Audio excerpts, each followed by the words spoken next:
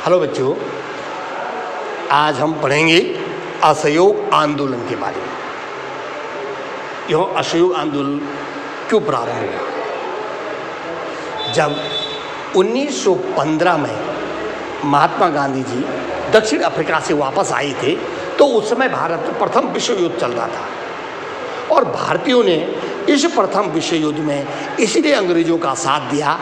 एक तो हम अंग्रेजों के गुलाम थे, दूसरे सभी लोगों ने बढ़ चढ़ कर इसमें हिस्सा लिया कि उनका विचार था कि अंग्रेज इस युद्ध के बाद हम पर प्रसन्न होकर हमें स्वराज दे देंगे। लेकिन हुआ ऐसा नहीं। प्रथम विश्व युद्ध जैसे ही समाप्त हुआ, अंग्रेजों ने भारतीयों के ऊपर रॉलेट एक्ट थोप दिया, जिसमें किसी भी व्यक्ति को अंग्रेजों को शक होने पर या संदेश होने पर उनको अरेस्ट करने का प्रावधान था, जिसको भारतीयों ने, महात्मा गांधी जी ने काला कानून का कहकर विरोध किया। पूरे भारत में इसका विरोध हुआ। दूसरा, उसी समय 1919 में पंजाब के अमृतसर शहर में बैसाखी के दिन जलियांवाला बाग में एक सभा हो रही थी। उस दिन त्यौहार था, लोग गाँव से आए हुए थे, लेकिन उसके एक दिन पहले जनरल डायर ने वहाँ पर मार्शल लागू कर दिया था, जो ग्रामीण लोगों को पता नहीं था। जिसका नतीजा क्या हुआ कि जैसे ही डायर को पता लगा कि जलियांवाला बाग में सभा हो रही है, तो वो अपने अंग्रेज कुछ सिपाहियों को लेकर वहाँ आधमका। उसने बाग को चारों ओर से घेरा और आंदोलनकारियों पे गोली चलाने का आदेश दिया गया, जिसमें सैकड़ों की संख्या में लोग मारे गए, कुछ घायल हुए। जैसे ही ये खबर पूरे देश में फैली तो लोगों के मन में अंग्रेजों के विरुद्ध आक्रोश उत्पन्न हो गया। साथ ही प्रथम विश्व युद्ध में क्या हुआ कि जो लंबा युद्ध चलने के कारण उस समय भारतीयों की स्थिति बहुत बुरी हो गई थी, आर्थिक स्थिति बड़ी जर्जर हो गई थी, जिसका कारण था इससे भी लोग क्या थे, अंग्रेजों के खिलाफ विरोध प्रदर्शन कर रहे थे। तो इसी समय महात्मा गांधी जी ने असहयोग आंदोलन चलाने के लिए असहयोग आंदोलन प्रारंभ किया। यह असहयोग आंदोलन क्या था? भाई अंग्रेजों का किसी प्रकार से सहयोग न करना, उसका किसी कार्यों में सहयोग न करना। इसके लिए उन्होंने क्या किया, 1 अगस्त 1920 को औपचारिक रूप से असहयोग आंदोलन शुरू कर दिया कि भाई इसको शुरू किया जाए। आंदोलन का प्रस्ताव कांग्रेस के कलकत्ता अधिवेशन में 4 सितंबर 1920 को प्रस्ताव पारित हुआ। इस आंदोलन में सभी ने भाग लिया, सभी लोगों ने भाग लिया, बच्चे, बूढ़े, स्त्री, पुरुष, सब ने। तो इसे प्रथम जन आंदोलन कहा गया, जिनमें लोग, ठीक है। गांधी जी ने कहा कि अगर हम असहयोग आंदोलन को ठीक संग से चलाएं, इसका पालन करें, तो हम 1 वर्ष के भीतर स्वराज प्राप्त कर सकते हैं। इसमें उन्होंने आंदोलन का जो तरीका कहा कि अहिंसा और शांति के मार्ग पर हम क्या करेंगे, अंग्रेजों का विरोध करेंगे। ठीक। अब उसमें जो आंदोलन, भाई ये असहयोग आंदोलन क्यों करना पड़ा? क्या कौन सी ऐसी स्थिति उत्पन्न हो गई थी जिसलिए महात्मा गांधी ने इसका आह्वान करना पड़ा? तो इसमें था पहले रॉलेट एक्ट, जो 1919 में पारित हुआ था प्रथम विश्व युद्ध के बाद, जिसको मैंने भी चर्चा की थी कि इस एक्ट के द्वारा किसी भी भारतीय को जिसपे अंग्रेजों को शक हो, संदेह हो, तो उसे 2 साल के लिए कैद किया जाता था। उसकी कोई सुनवाई नहीं होती थी, जिससे भारतीयों ने काला कानून कहा और उसका विरोध किया। ठीक है, महात्मा गांधी ने भी इसका पूरा विरोध किया। दूसरा था जलियांवाला बाग हत्याकांड। ये 1919 को बैसाखी के दिन एक सभा चल रही थी, ठीक है, और उस सभा में जो बैसाखी के दिन थे, गांव से लोग मेले देखने आए थे। वो जलियांवाला बाग में सभा हो रही थी, तो उसमें क्या हुआ कि कुछ आंदोलनकारी इस एक्ट का विरोध भी कर रहे थे। जैसे ही जनरल डायर को पता लगा, वो अपने सैनिकों को लेकर वहाँ पहुँचा और उसने भीड़ पे गोली चलाने के आदेश दे दिए। इसमें सैकड़ों की संख्या में लोग मारे गए, कुछ घायल हुए, जिसने भी अशोक आंदोलन की एक पृष्ठभूमि बनाई। हत्या। अब असंतुष्ट भारतीय, कुछ भारतीय जो मांटेसू चेम्सफोर्ड था शासक, उसके विरोध में जो द्वैत शासन, उस समय द्वैत शासन की अपनी कुविचारित योजना के कारण, क्योंकि भारतीयों ने स्वराज की मांग की थी लेकिन इन्होंने स्वराज नहीं दिया, जिससे भी लोग क्या थे, इससे असंतुष्ट थे। जो स्वराज की बढ़ती मांग को यह पूरा नहीं कर सका, इसलिए भी यह आंदोलन की पृष्ठभूमि बनी। अगला है आर्थिक कारण। आर्थिक कारण मैंने कहा, जब प्रथम विश्व युद्ध हुआ तो वो लंबा चला और उसमें आर्थिक रूप से काफ़ी नुकसान हुआ। आर्थिक रूप से टैक्स बढ़े, बेरोजगारी बढ़ी है, लोगों में रोज खाने पीने के लोगों के लाले पड़ गए, लेकिन सरकार ने इस ओर कोई ध्यान नहीं दिया, जिससे भी भारतीयों में इसका क्या था, क्रोध था, विरोध, और किसने अशोक आंदोलन की पृष्ठभूमि तैयार। अब आता है आंदोलन के दौरान कार्यक्रम। जो अशोक आंदोलन था उसके दौरान क्या क्या कार्यक्रम थे जो उन्होंने निर्धारित किए थे। पहला उन्होंने निर्धारित किया था अहिंसा के संदेश का प्रसार करना, यानी सभी आंदोलनकारियों को यह शिक्षा देना कि कोई भी आंदोलन, जो हमारा आंदोलन है, इसमें हिंसा नहीं होनी चाहिए। अहिंसा के आधार पर हम शांतिपूर्ण तरीके से अंग्रेजों का विरोध करेंगे। दूसरा था ब्रिटिश उपाधियों और वस्तुओं का बहिष्कार। जो ब्रिटिश सरकार ने भारतीयों को उपाधियां या सम्मान दिया था, उनका पूर्ण रूप से हम बहिष्कार करेंगे। जो अंग्रेजी शिक्षण संस्थाएं थे सरकारी, उनमें अध्ययन नहीं करेंगे। इसके तहत उन्होंने क्या किया, ब्रिटिश उपाधियों और सम्मानों का बहिष्कार, ब्रिटिश न्यायालयों का बहिष्कार, विधायिका और शैक्षणिक जो संस्थाएं थे उनका बहिष्कार किया। साथ ही विदेशी वस्तुएं जो भी थी उनका क्या किया, बहिष्कार किया। ठीक, ये आंदोलन के ये कार्यक्रम रखे उन्होंने कि इस प्रकार से हम कार्यक्रम आंदोलन को आगे बढ़ाएंगे, इनका बहिष्कार करेंगे। आगे 1920 से 1922 के मध्य विदेशी, अब इससे क्या हुआ, जब विदेशियों का वस्तुओं का बहिष्कार किया तो 1920 से 1922 के मध्य जो विदेशी वस्तुओं का आयात होता था, कपड़ों का आयात होता था, उसमें काफ़ी गिरावट आ गई, क्योंकि लोगों ने उसका बहिष्कार किया तो आयात किया नहीं गया। ठीक है। दूसरा, अगला स्वदेशी का प्रचार प्रसार। अब लोगों ने विदेशी का बहिष्कार किया तो और स्वदेशी का प्रचार प्रसार, लोग स्वदेशी विद्यालय में जाने लगे, स्वदेशी कपड़े पहनने लगे। अब जो सूती और ऊनी जो चरखे से बनाए जाते थे, इन कपड़ों का लोग इस्तेमाल करने लगे। ठीक है। अब अगला आता है कि आंदोलन के प्रति लोगों की प्रतिक्रिया। जो असहयोग आंदोलन था उसके प्रति लोगों की क्या प्रतिक्रिया थी, लोग क्या सोचते थे इसके बारे में कि यह आंदोलन क्या है। तो उसमें पहला आता है जैसे छात्रों का रवैया क्या था इस आंदोलन के प्रति। तो असहयोग आंदोलन के प्रति छात्रों ने बढ़ चढ़कर हिस्सा लिया। उन्होंने सरकारी जो संस्थाएं थे अंग्रेजों की, उनका बहिष्कार किया, यानी उनके स्कूलों को छोड़ दिया और किस में शामिल हो गए, असहयोग आंदोलन में। जो मध्यम वर्ग था इसने में बढ़ चढ़कर आंदोलन में भाग लिया, लेकिन बीच में ये मध्यम वर्ग जो था, ये कुछ गांधी जी की कुछ बातों को लेकर ये थोड़ा इनकी शिकायतें भी रही। ठीक है। तीसरा आता है कि कृषक। ठीक है। कृषक वर्ग ने भी पूरा सहयोग किया, वो भी उन्होंने, किसानों ने भी इस आंदोलन में बढ़ चढ़कर हिस्सा लिया। लेकिन इसके साथ, इस आंदोलन के साथ किसानों के साथ क्या हुआ, किसानों ने बढ़ चढ़कर हिस्सा तो लिया, लेकिन आगे जाकर के उच्च और निम्न के बीच में क्या हुआ, टकराव की स्थिति उत्पन्न हो गई।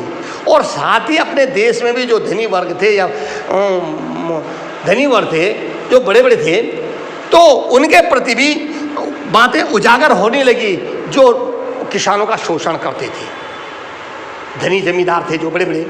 ठीक है, अगला आता है व्यवसायी वर्ग। ठीक है, और व्यवसायी वर्ग ने भी इस आंदोलन में, अशोक आंदोलन में बढ़ चढ़ कर हिस्सा लिया। अब क्यों लिया? क्योंकि इस आंदोलन में विदेशी वस्तुओं का बहिष्कार किया गया। ठीक है, अब विदेशों से आयात तो हो नहीं रहा था, स्वदेशी वस्तुओं का प्रचार होने लगा, लोग स्वदेशी चीज़ें खरीदने लगे हैं। जो सूती ऊनी जो चरखे से बनाए जाते थे उनका उत्पादन बढ़ा, इसलिए इसमें व्यवसायों की स्थिति कुछ ठीक हुई। ठीक है, अब इसके प्रति सरकार की क्या प्रतिक्रिया थी भाई आंदोलन के प्रति? अब जो सरकार थी वो तो आंदोलन को दबाना चाहती थी। ठीक है, उसने जो उस समय जो भारतीयों में एकता हुई थी इसमें अशोक आंदोलन में, और खिलाफत आंदोलन भी इसी दौरान हुआ था। खिलाफत आंदोलन में तो उसमें क्या हुआ कि जो प्रतिक्रिया हुई थी, जो सरकारी प्रतिक्रिया, तो खिलाफत आंदोलन भारतीयों ने, हिंदुओं ने मुस्लिमों के साथ साथ दिया, इन दोनों में एका हुई। जैसे खिलाफत आंदोलन आप जानते हैं कि प्रथम विश्व युद्ध में, प्रथम युद्ध में क्या हुआ था, जब तुर्की ने जर्मनी और ऑस्ट्रिया का साथ दिया, वो अंग्रेजों के खिलाफ थे, उनकी पराजय हो गई, तो उन्होंने क्या किया, तुर्की का विघटन कर दिया। और जो मुस्लिम का नेता होता था उसको खलीफा मानते थे, उसका बड़ा सम्मान करते थे, और उसको अपदस्थ कर दिया और तुर्की को छिन्न भिन्न कर दिया। इससे क्या हुआ कि इन लोगों में भी अंग्रेजों के प्रति गुस्सा था, विरोध था। और जो अली बंधु थी, शौकत अली है, मोहम्मद अली, उन्होंने इसके विरुद्ध, उनके विरुद्ध खिलाफत आंदोलन प्रारंभ किया था, और जिसका सहयोग महात्मा गांधी ने किया था, और इससे इनमें एकता थी। इसलिए अंग्रेजों ने क्या किया, सबसे पहले कांग्रेस और खिलाफत आंदोलन के जो नेता थे, उस खिलाफत संस्था थी जो उसका क्या अवैध घोषित कर दिया कि कांग्रेस ये दोनों अवैध है। ठीक है, दूसरा उन्होंने क्या किया कि जो आंदोलन के बड़े बड़े नेता थे, गांधी जी को छोड़, उनको अरेस्ट कर दिया और बलपूर्वक किसका, इस आंदोलन का दमन किया। ये तो प्रतिक्रिया रही असहयोग आंदोलन की, जिसमें लगभग सभी ने, चाहे छात्र हो, किसान हो, व्यवसायी हो, मध्यम वर्ग हो, हैं, सभी ने बढ़ चढ़कर हिस्सा लिया, सब ने अपना पूर्ण सहयोग दिया, और इससे अंग्रेजों के जो स्थिति थी वह डगमगाने लगी। अब इसमें जो महिलाओं की भूमिका, इसमें एक महिलाओं की भूमिका थी। अब महिलाओं ने भी आंदोलन में बड़ी संख्या में भाग लिया, सभी ने बढ़ चढ़कर भाग लिया, और जो पर्दा प्रथा थी, पर्दा प्रथा जो उस समय व्याप्त थी, वो त्याग दिया। ठीक है, और तिलक कोष के गठन हेतु अपने गहने तक दे दिए। ठीक है, महिलाओं द्वारा विदेशी वस्तुओं का, कपड़ों का बहिष्कार किया गया, शराब की दुकानों के आगे धरना प्रदर्शन दिया गया। असहयोग आंदोलन की शुरुआत के एक वर्ष बाद, अभी यहाँ पर एक तिलक कोष आया था। ठीक है, असहयोग आंदोलन जब प्रारंभ हुआ उसके एक वर्ष बाद महात्मा गांधी ने एक तिलक स्वराज कोष की घोषणा की। तिलक स्वराज घोषणा, ये जो है ये बाल गंगाधर तिलक की पुण्य स्थिति पर इसको प्रारंभ किया गया। किसको? तिलक स्वराज कोष। ठीक है, और इनका एक लक्ष्य था, उनको एक श्रद्धांजलि होगी कि आंदोलन चलाने के लिए पैसों की, धन की आवश्यकता होगी, और इसको चलाने के लिए उन्होंने इस कोष का गठन किया, जिसमें मैंने अभी कहा कि महिलाओं ने उस कोष पे धन हेतु अपने जो जेवर थे वो भी उनको दान कर दिए। ठीक है, और उसका उद्देश्य था कि आंदोलन को चलाने के लिए 1 करोड़ की धनराशि एकत्रित करने, और ब्रिटिश सरकार के विरुद्ध जो स्वतंत्रता आंदोलन चलाना है, इनको विरोध करना है, इसका प्रदर्शन करना है, इसके लिए धन एकत्र करना। ठीक है। अगला इसमें इस आंदोलन में जो भाग लेने वाले कुछ महत्वपूर्ण लोग थे, व्यक्तित्व था जिनका, कुछ लोगों का, उनका कुछ नाम थे, जैसे सी राज गोपालाचारी, ठीक, वल्लभ भाई पटेल, गोपाल बंधुदास, अजमल खान, सुभाष चंद्र बोस, जवाहरलाल नेहरू जैसे प्रख्यात ये व्यक्तित्व के लोग ने इस आंदोलन में बढ़ चढ़कर भाग लिया। ठीक है। इसके अतिरिक्त मोतीलाल नेहरू, चित्तरंजन दास, इन्होंने अपनी कानूनी जो पेशा था वो छोड़कर इस आंदोलन में सम्मिलित हो गए। किस आंदोलन में? असहयोग आंदोलन में। ठीक है।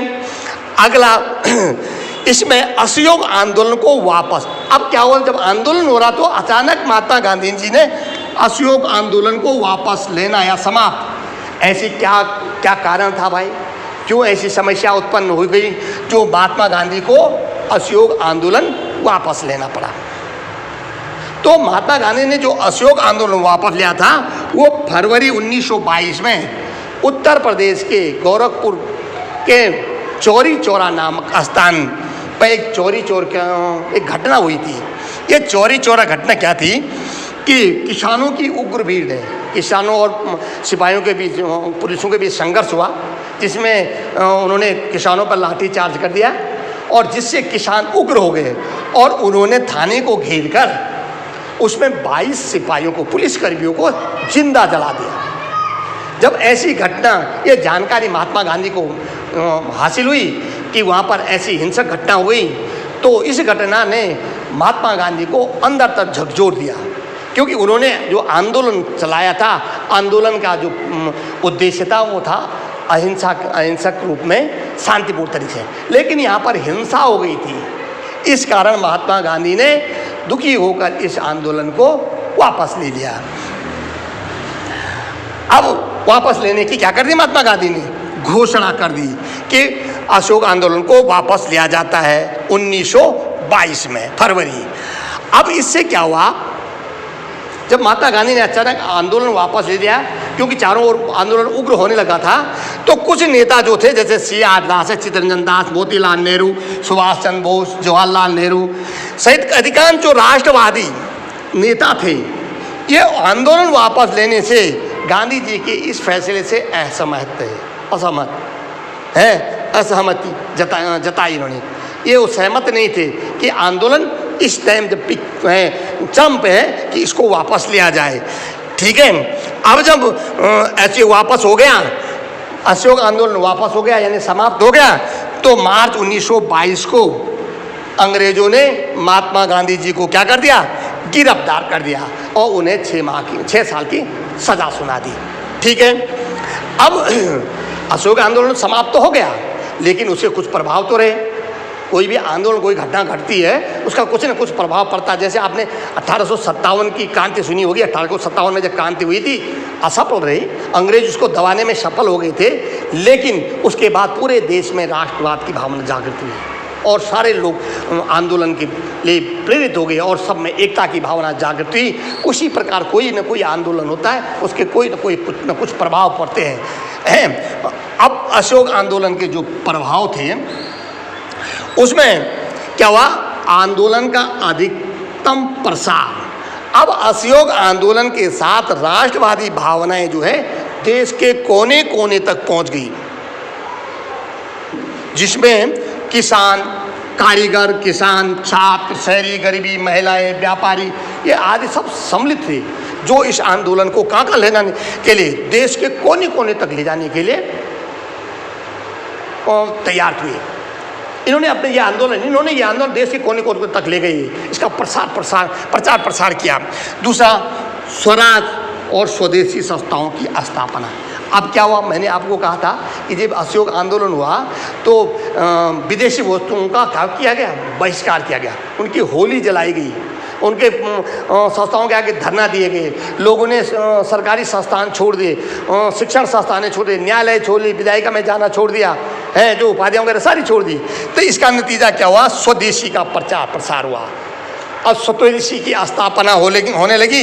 इसके अंतर्गत गुजरात में विद्यापीठ, काशी विद्यापीठ, बिहार विद्यापीठ, बंगाल राष्ट्रीय विश्वविद्यालय, जामिया मिलिया इस्लामिक और राष्ट्रीय मुस्लिम विश्वविद्यालय जैसे राष्ट्रीय संस्थानों की स्थापना की गई।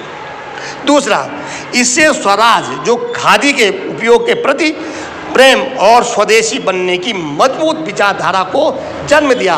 लोग ज़्यादा से ज़्यादा स्वदेशी चीज़ों का इस्तेमाल करने लगे।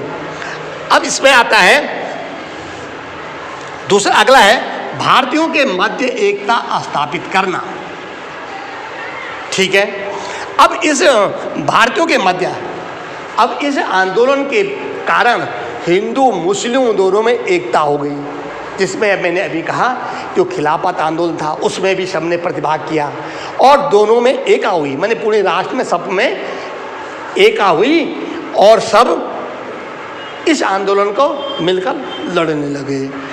तो अगला आता है आर्थिक मोर्चे पर भी प्रभाव। आर्थिक मोर्चे पर क्या प्रभाव? मैंने आपको कहा था प्रथम विश्व युद्ध के बाद हमारी आर्थिक स्थिति बहुत खराब हो गई थी, है, उद्योग धंधे बंद हो चुके थे, लोग में आर्थिक जो स्थिति थी, लोग गरीबी बेकारी बढ़ गई थी और सरकार कोई ध्यान नहीं दे रही थी। तो जब असहयोग आंदोलन हुआ, विदेशी वस्तुओं का बहिष्कार हुआ, तो उससे क्या हुआ, आर्थिक मोर्चे पे क्या हुआ, विदेशी वस्तुओं का जब बहिष्कार हुआ तो उसके बाद क्या हुआ कि जो स्वदेशी का प्रचार प्रसार हुआ, ठीक है, तो उस दौरान जब वस्तुओं का बहिष्कार हुआ 1921 और 22 में, 1921 और 1922 के मध्य जो विदेशी कपड़ों का आयात था वो बहुत कम हो गया, क्योंकि लोग अब विदेशी को कोई खरीद नहीं रहे थे और व्यापारी उनको मंगा नहीं रहे थे, कोई क्योंकि बिक नहीं रहा था। इस प्रकार से असहयोग आंदोलन। आज की वीडियो में इतना ही। धन्यवाद। अच्छी लगे तो लाइक शेयर करना। Thank you.